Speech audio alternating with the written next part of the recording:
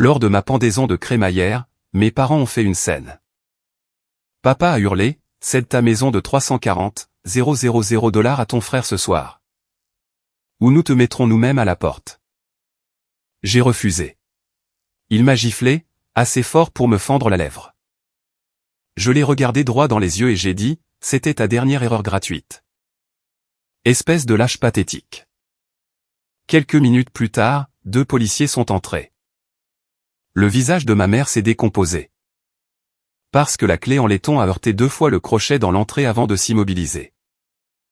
Ce son aurait dû être tout ce qu'on entende de la soirée.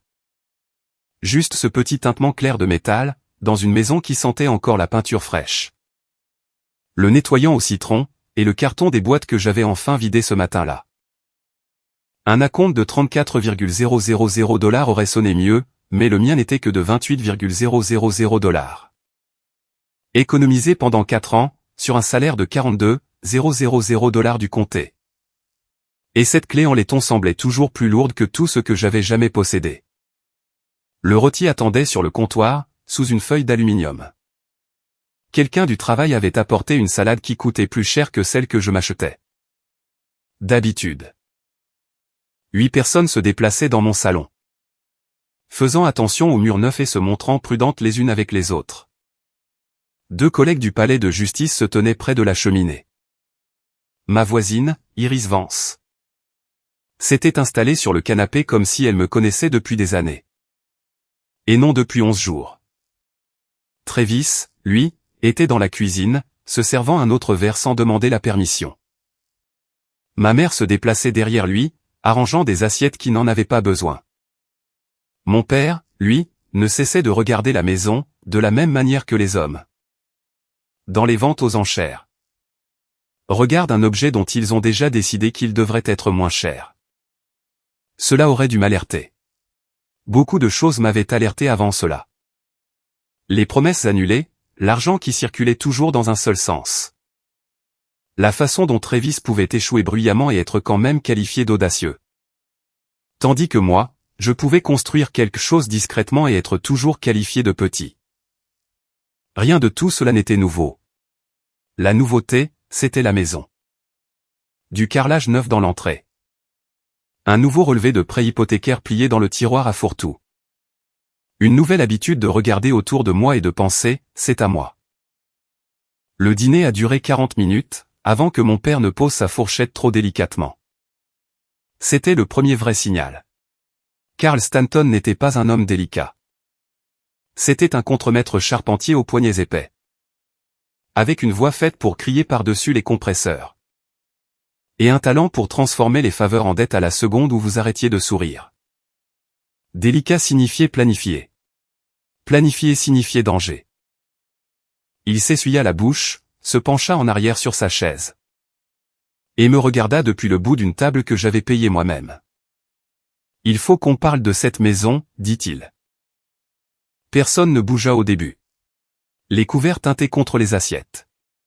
Travis buvait.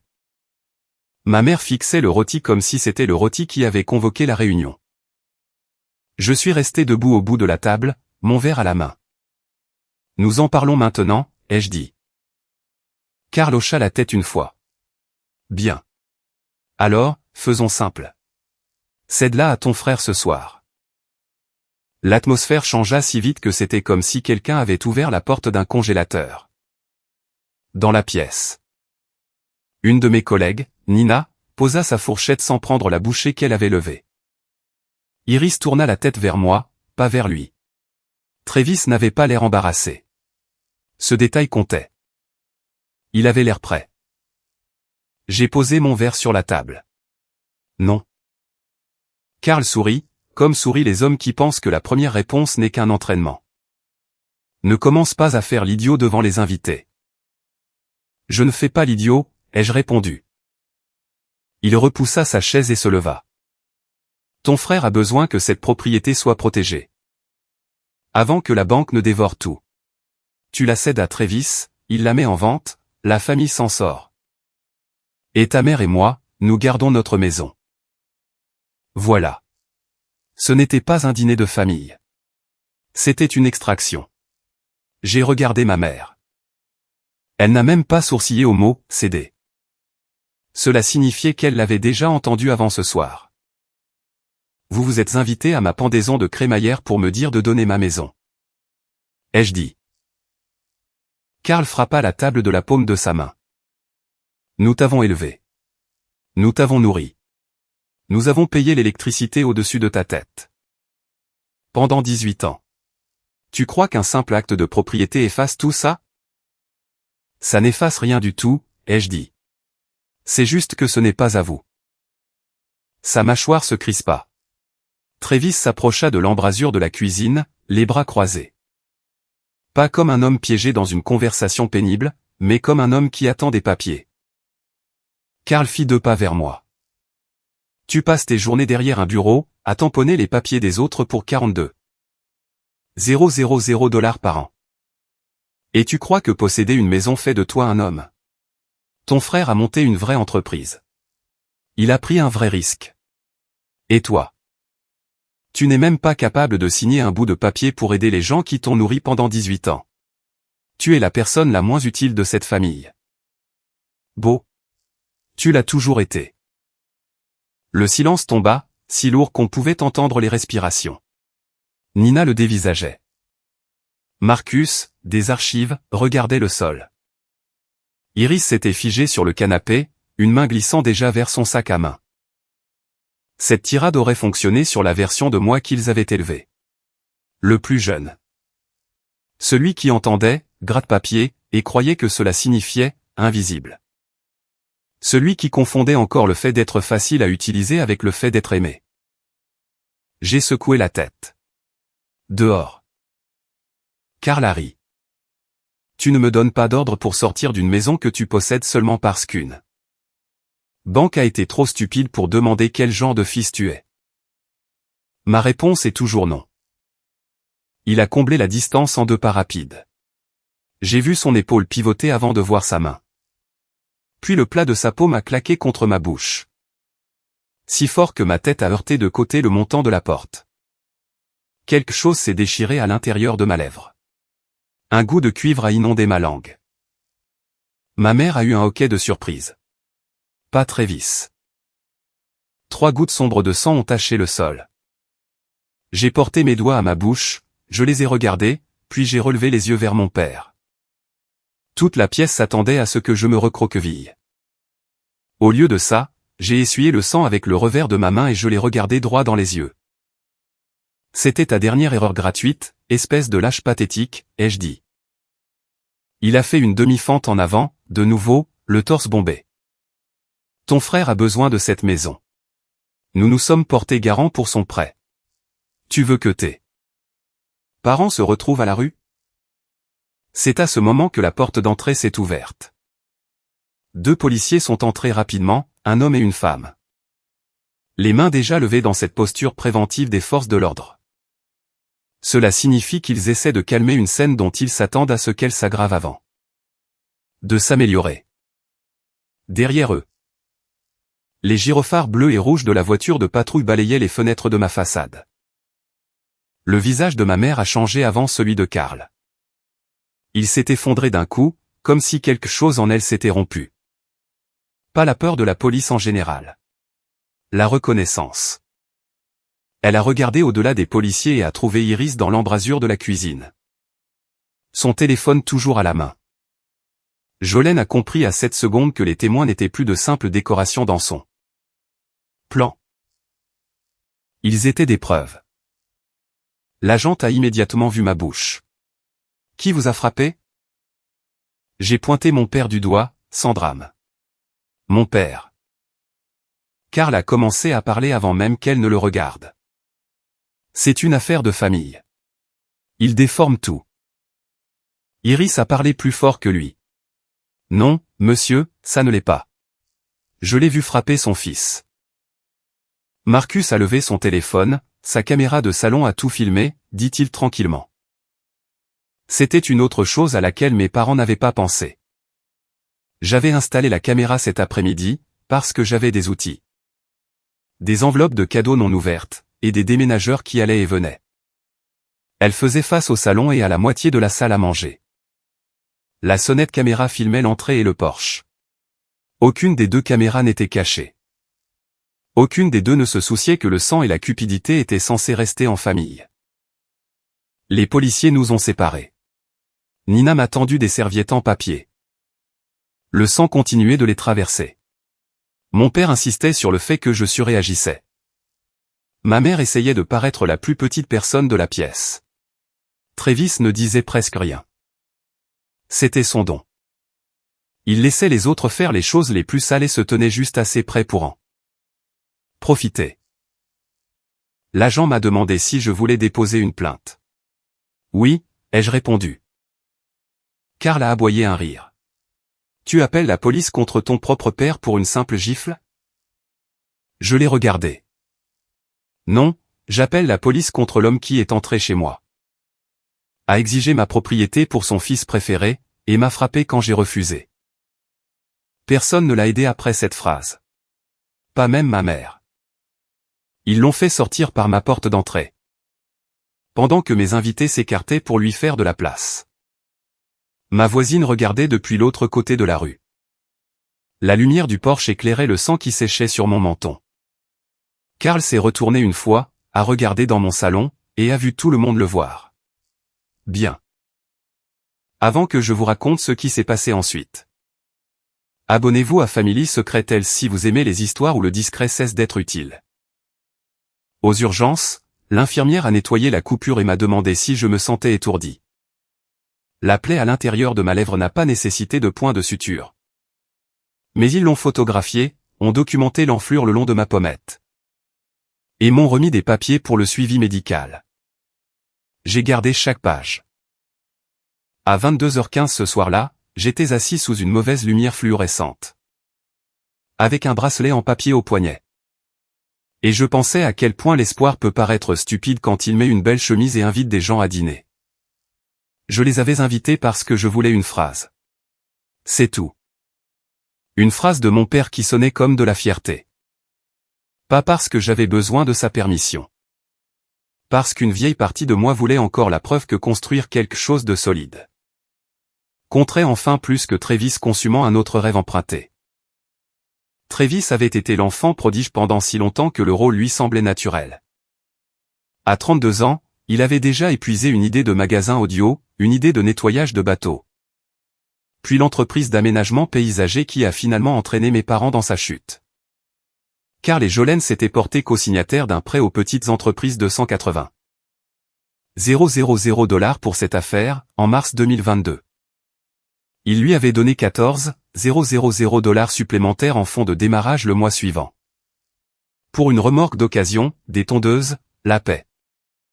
Ou quel que soit le mensonge qui fonctionnait le mieux cette semaine-là. L'entreprise a duré 14 mois.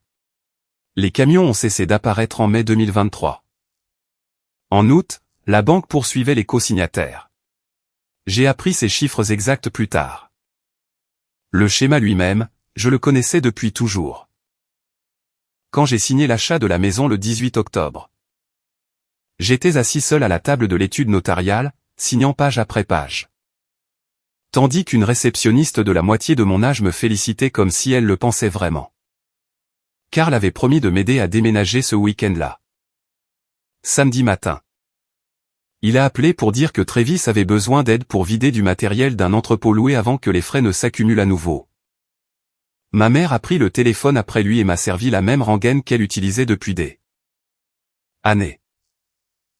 Ton frère a plus besoin de nous en ce moment, chérie, a-t-elle dit. Ce week-end-là, j'ai transporté des cartons avec Marcus sur un diable de location. Le lundi, je suis allé travailler avec des écharpes dans les mains et un paiement hypothécaire de 847 $ qui m'attendait chaque mois pour les 30 prochaines années. Pourtant, je les ai invités à dîner. Ça, c'est de ma faute. Samedi matin, j'ai fait ma déposition au poste de police. Dimanche. J'ai nettoyé mon propre sang incrusté dans les veines du bois près du seuil de la salle à manger. Avec une brosse à dents et de l'eau chaude.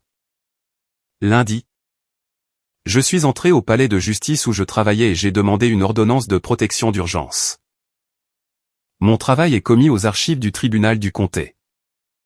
Cela signifie que je traite les dépôts, saisis les informations des dossiers publics, certifie des copies, et passe mes journées au milieu des privilèges, des jugements, des actes notariés, des ordonnances de protection, et des erreurs que les gens ont faites sur papier parce qu'ils pensaient que le papier pouvait être intimidé. Cela ne signifie pas que je peux consulter des dossiers privés parce qu'un membre de ma famille m'a menti. Cela signifie que je sais exactement où les ennuis publics laissent des empreintes digitales.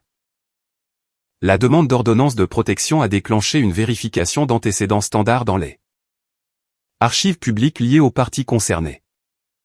Lorsque le greffier de l'autre côté du comptoir a fait glisser l'une des impressions vers moi pour vérifier les noms et adresses. Je l'ai vu. Carl Stanton. Jolene Stanton. Jugement de défaut de paiement enregistré en septembre 2024. 97,000 $. La maison de mes parents valait environ 215,000 $ lors de la dernière évaluation du comté. Le solde de l'hypothèque était d'environ 118,000 $. D'après le dossier de refinancement datant de 2 ans plus tôt. Un privilège judiciaire de 97,000 $ grevant cette valeur nette n'était pas un avertissement. C'était un compte à rebours. Les chiffres se sont emboîtés si vite que j'en ai presque eu la nausée. Leur maison était au pied du mur. La mienne était saine. Ils n'étaient pas venus célébrer la première propriété jamais achetée par le fils qu'ils avaient. Toujours traité comme de la main-d'œuvre de rechange. Ils étaient venus pour transférer cet acte de propriété sain au nom de Travis, vendre rapidement. Et verser ma valeur nette dans le trou qu'ils l'avaient aidé à creuser. Un message a vibré dans ma poche alors que j'étais encore là. Un message vocal de ma mère. Je suis allé dans le couloir des archives et je l'ai écouté. Sa voix était aiguë et haletante. Comme elle le devient quand elle a déjà passé 1 heure à pleurer pour faire de l'effet. Beau. Rappelle-moi. Dis à cette voisine d'arrêter de parler comme si elle connaissait cette famille.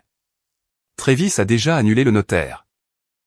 Alors ne t'avise pas de commencer à dire aux gens que nous avions tout manigancé. Ton père a perdu son sang-froid. C'est tout ce qui s'est passé. Appelle-moi. Je l'ai écouté 2 fois. C'est à ce moment que l'histoire a changé de forme. Une dispute spontanée n'implique pas de notaire mobile. Une famille blessée n'a pas besoin de paperasse attendant dehors. Un fils qui était censé signer assez vite pour une notarisation à 21 h n'avait jamais été invité à une pendaison de crémaillère du tout. À midi, le juge avait accordé l'ordonnance temporaire. Carl devait rester à l'écart de mon domicile et de mon lieu de travail. La notification a été envoyée cet après-midi-là. Le mardi, j'ai rencontré un avocat dont le bureau sentait la poussière. Le café noir et la vieille moquette. Il a regardé la vidéo 1 fois, a regardé les photos des urgences. A lu la transcription du message vocal que j'avais tapé, puis a tapoté le bloc-notes devant lui. S'ils avaient obtenu l'acte de propriété de vous ce soir-là, a-t-il dit, il aurait quand même été attaqué comme un transfert frauduleux si le but était d'éviter les créanciers. C'était cruel. Mais ce n'était pas malin. Nous pouvons agir sur l'agression, préserver les preuves. Et mettre chacun d'entre eux en demeure. Chacun d'entre eux. C'était important. Carl pour l'agression, Jolene pour avoir organisé la manœuvre de pression. Travis pour s'être présenté comme le bénéficiaire prévu. Et pour être ensuite revenu demander l'accès de toute façon. La lettre de mise en demeure est partie le vendredi. Les 3 noms y figuraient. Pas de contact, pas de visite, pas de demande liée à la propriété. Pas d'interférence avec mon emploi. Pas de tentative d'enregistrer ou de déposer un acte ou un affidavit contre la maison. Mon avocat a également préparé un avis de préservation civile exigeant que Travis conserve tout projet d'acte. Message et journal d'appel lié au dîner du 1er novembre. Il n'était plus seulement un frère en arrière-plan. Il était nommé. Ce même soir, Iris a frappé à ma porte, portant un gratin dans un plat en aluminium. Elle ne m'a pas demandé comment j'allais. Elle a posé le plat sur le comptoir. A jeté un coup d'œil au bleu jaunâtre qui s'estompait sous mon œil, et a dit. Mon premier mari m'a frappé 1 fois. Je suis parti le lendemain matin. Il m'a fallu 4 ans pour arrêter de sursauter quand un homme élevait la voix. Tu as bien fait d'appeler la police. Puis elle a jeté un coup d'œil vers le crochet près de la porte et a vu la clé en laiton qui y était. Suspendue. Belle maison, au fait, a-t-elle dit. Elle est partie avant que je puisse répondre. J'ai failli abandonner les charges le lendemain matin. Puis j'ai vu mon reflet dans la porte du micro-ondes pendant que je chauffais du café. La croûte au centre de ma lèvre fendue était sombre et laide. Et elle tirait quand je bougeais la bouche. C'était suffisant. Un accident n'attend pas dans l'allée avec un notaire. Si vous regardez Family Secret Tales pour le moment où la paperasse apparaît et où les mensonges commencent à s'effondrer. C'est cette partie. Ma mère a été la première à briser l'interdiction de contact, par l'intermédiaire de parents.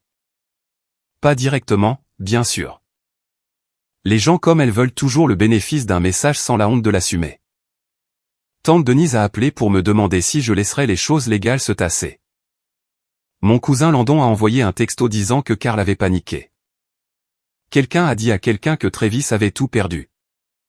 Et que mon père avait seulement essayé de sauver la maison familiale. Puis mon oncle Wade a appelé. Wade est le frère aîné de Karl. Il ne parle pas beaucoup, sauf s'il a l'intention de mettre fin à quelque chose.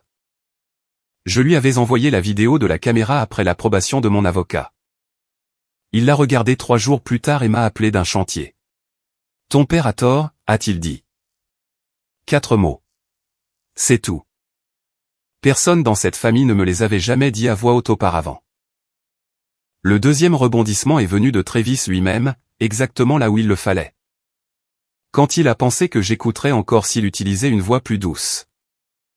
3 semaines après le dîner. Je suis sorti du palais de justice à 17h20 et j'ai vu son camion au fond du parking des employés. Il était appuyé contre la portière du conducteur, les 2 mains dans les poches de sa veste. Ciel gris. Un vent assez vif pour piquer ma joue là où l'échymose avait été. 2 greffiers adjoints se dirigeaient vers leur voiture derrière moi. La caméra de sécurité avant, au-dessus de l'entrée des employés. Pointait droit sur l'allée entre nous. Bien. Travis leva une main. Je ne suis pas là pour me battre. J'ai continué à marcher jusqu'à ce qu'il y ait une place de parking vide entre nous. Alors tu as choisi le mauvais endroit. Il a esquissé un sourire fatigué. Allez, beau. Non. Il s'est frotté la mâchoire, a regardé vers les portes du palais de justice. Puis de nouveau vers moi. Je peux te payer $200 par mois. Laisse-moi juste rester là un moment. Le sous-sol.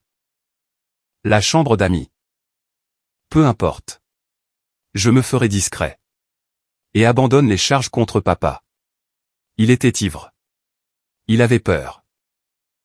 Le voilà. La dernière tentative. Plus petite que le premier vol, plus laide parce qu'elle était enrobée de raison. Un pot de vin de loyer pour ma propre maison. Un prix réduit sur ma propre agression. Je l'ai laissé finir. Le vent a fait claquer rapidement la drisse du drapeau au mât du palais de justice. Puis j'ai parlé. Tu as apporté un acte de cession à ma pendaison de crémaillère. Maman a prévu un notaire mobile pour 21h. Papa est entré dans mon salon avec un plan pour me mettre la pression devant des témoins. Et quand la pression a échoué, il a utilisé sa main. C'est une agression. Le coût de l'acte était une tentative de transfert frauduleux. Te pointer ici après avoir reçu une mise en demeure écrite était stupide. Me demander de t'héberger après que tu sois resté là à le regarder me frapper. C'est immonde. Sa bouche s'est ouverte puis refermée. J'ai fait un pas de plus vers lui. Tu m'as traité de gratte-papier toute ma vie en empruntant sa bouche pour le dire. Et maintenant? Le gratte-papier est la seule personne de cette famille qui a compris ce que cet acte aurait fait. La maison de ton père est en train de couler sous 97 000 $ de dette judiciaire parce qu'il s'est porté co-signataire pour 180 000 $ pour un homme qui confond l'appétit avec le talent. Ma maison n'a jamais été ton plan de sauvetage. C'était ta prochaine cible. Pas parce que tu étais désespéré. Mais parce que tu pensais que j'étais toujours obéissant.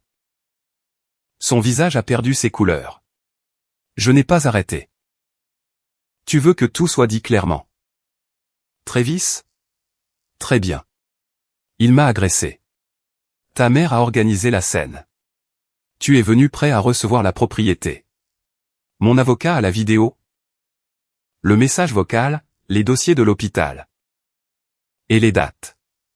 Plus d'argent de ma part. Plus d'accès à cette maison. Plus d'appels téléphoniques auxquels je répondrai après aujourd'hui. Il a dégluti. C'était mon idée, a-t-il dit, à peine au-dessus d'un murmure. Je l'ai fixé. Il a baissé les yeux sur l'asphalte. L'acte de propriété. Je veux dire. Papa voulait que tu aides. Maman voulait le dîner. Je leur ai dit que si on le mettait à mon nom rapidement, on pourrait agir avant que la banque ne fasse quoi que ce soit d'autre. Il y a des moments où la vérité devrait être un soulagement, parce que tout est maintenant clair. Ce n'en était pas un. C'était la partie où un vieux d'égout venait de trouver sa bonne adresse. J'ai sorti la lettre de mise en demeure de ma veste et je la lui ai tendue. Lis ça ce soir. Il l'a prise avec des doigts tremblants. Puis je lui ai donné la phrase qu'il avait méritée. Papa m'a frappé pour que tu puisses continuer à échouer. Sa maison a payé pour ton mensonge. La mienne ne le fera jamais. 17 mots. C'était suffisant. Ses épaules se sont affaissées d'un bon centimètre. Une main s'est resserrée sur la lettre assez fort pour la froisser. Il a jeté un coup d'œil vers la porte du palais de justice où 2 agents de sécurité étaient sortis. L'un d'eux nous observait déjà. Beau, a-t-il dit, et pour une fois, il n'y avait rien de fuyant dans mon nom, juste de la peur. Où suis-je censé aller? J'ai soutenu son regard. Pas ici. C'était ma déclaration de rupture. Assez clair pour lui. Assez clair pour la caméra. Assez clair pour la partie de moi qui aurait dû le dire des années plus tôt. La sécurité nous a rejoints avant qu'ils ne tentent quoi que ce soit de stupide. Ils m'ont demandé si je voulais qu'il soit interdit d'accès au parking des employés. J'ai dit oui. Ils ont pris son nom, son numéro de plaque, et l'heure. Une autre conséquence consignée sur papier. Une autre porte fermée de ma propre main. Thanksgiving est arrivé une semaine plus tard. Et c'est là que la partie sociale a finalement éclaté. L'oncle Wade organisait la fête chaque année. Dans une longue maison basse en périphérie de la ville. Avec des tables pliantes dans le salon et trop de tartes sur le buffet. D'habitude, Carl entrait comme s'il était le maître des lieux. Parce qu'il parlait plus fort que tout le monde. Cette fois, Wade m'a appelé 2 jours avant et m'a dit, « Tu es invité. » Non. J'y suis allé quand même, m'attendant à moitié à un piège, à moitié trop fatigué pour m'en soucier. À 15 heures, le salon était plein de cousins, d'enfants, de gratins, du bruit du football. Et de cette étrange gaieté que les familles utilisent quand elles savent qu'une fracture existe mais veulent une heure de paix avant qu'elle ne commence à s'infiltrer à travers les murs. Je venais de poser un bol de patates douces quand la porte d'entrée s'est ouverte et que Carl est entré. Suivi de Jolene. Bien sûr, ma mère tenait une tarte au pacan dans chaque main. Comme une offrande de paix sortie d'une publicité télévisée. Carl portait la même veste en jean que le soir où il m'avait frappé. Pendant une seconde, il m'a vu près de l'entrée du salon et a cru avoir gagné quelque chose. Juste en me forçant à être dans la même pièce. Wade a traversé le salon avant que quiconque ne bouge. On vous a dit de ne pas venir, a-t-il dit. Carl a ri, trop fort, trop vite. C'est la famille. On ne met pas sa famille sur liste noire pour une mauvaise soirée. 2 cousins ont cessé de parler. Ma tante Rhonda s'est figée, une cuillère de service en l'air. Par terre, près du canapé, le petit-fils de Wade a levé les yeux de son camion jouet. Puis les a rabaissés, car même les enfants sentent quand les adultes ont cessé de faire semblant. Carl a pointé un doigt vers moi. Il a couru à la police pour une gifle et a transformé sa propre mère en une sorte de criminel. Parce que Travis a traversé une mauvaise passe. Ce garçon travaille dans un palais de justice et pense que le papier le rend supérieur au sang. Wade n'a pas élevé la voix. Ce qui a rendu les choses pires. Non, a-t-il dit. Ce qui le rend supérieur, C'est qu'il a acheté sa maison sans voler son frère. Carl a commencé à répondre. Wade a levé son téléphone et l'a montré. J'ai vu la vidéo. Cette pièce a changé d'une manière que je n'oublierai jamais. Pas de bruit, pas de drame. Les chaises ont cessé de grincer. Ma tante a lentement posé la cuillère de service. Rhonda a pris la tarte des mains de ma mère et l'a posée sur une table d'appoint sans l'inviter à entrer davantage. Un cousin a complètement détourné le regard de Carl. Comme si le simple contact visuel était devenu trop généreux. Le visage de Carl s'est vidé de son sang, puis a rougi à nouveau par plaques. Wade a fait un pas de plus. Tu as frappé ton fils dans sa propre maison parce qu'il ne voulait pas couvrir ta dette envers Travis. Tu peux partir maintenant. Ou je mets cette vidéo sur la télévision et je laisse tes petits-enfants regarder la partie où tu apprends à un homme plus jeune ce que signifie la famille. Ma mère a fait un petit bruit dans sa gorge. Travis n'était pas là. C'est drôle comme il a vite disparu quand la honte a eu besoin d'un propriétaire. Carl a cherché du soutien du regard et n'en a trouvé aucun. Pas une seule voix, pas un seul hochement de tête. Pas une seule personne disposée à me qualifier de dramatique maintenant qu'un témoin portant mon nom de famille avait choisi un camp en plein jour. Puis le petit garçon par terre a posé la question qui a tout terminé. Papy, pourquoi as-tu frappé ton tombeau? Personne ne lui a répondu. Carl a regardé l'enfant, puis moi, puis Wade. Sa mâchoire a bougé 2 fois sans qu'aucun son ne sorte. Ma mère a touché sa manche. Il s'est dégagé d'elle comme si sa main le brûlait. Wade a ouvert la porte d'entrée. C'était l'humiliation publique. Pas de discours après ça. Pas de jurons.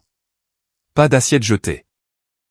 Juste mon père sortant d'une maison de Thanksgiving pendant que tout le monde à l'intérieur restait sur place. Certaines chutes méritent du bruit. D'autres méritent des témoins. Décembre a ramené la partie financière à la réalité, d'une manière très simple. Je suis passé en voiture dans la rue de mes parents un samedi que j'aurais dû éviter. Et c'était là. Poteau blanc. Panneau rouge.